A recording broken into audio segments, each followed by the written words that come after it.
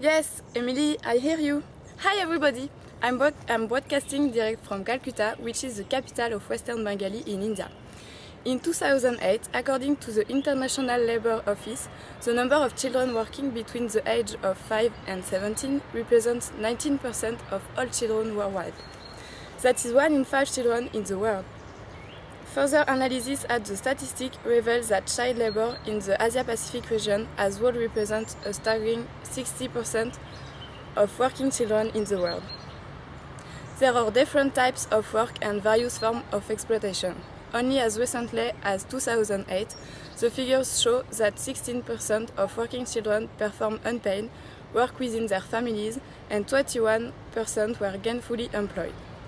It's possible to divide child labour into several categories: agriculture, 60% of working child in the world, services, industry, and 3 separate categories: debt bondage, sexual exploitation, and child soldiers. Many associations are working to fight against this scourge and to try to diminish child labour in the world, and for a few days, here in Calcutta, I followed members of the association Your Childhood, specifically struggling against exploitation of children. The work of this association is essential in this fact. In fact, although the proportion of children aged 5 to 14 years working in Asia has declined. It increased from 120 million in 2000 to 96 million in 2008, according to the ILO. India and China have the largest number of child laborers around the world. The Indian NGOs estimate that 60 million children are active for every 1.2 billion people. These children's lives are exhausting and may sometimes be accompanied by violence. Most of these children suffer from stunted growth to malnutrition and excessive physical stress on their young bodies.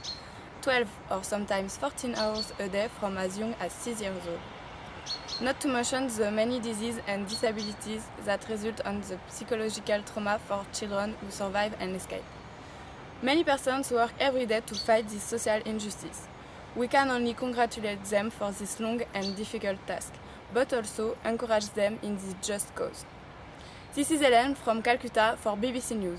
Thanks Emily, let's go back to you!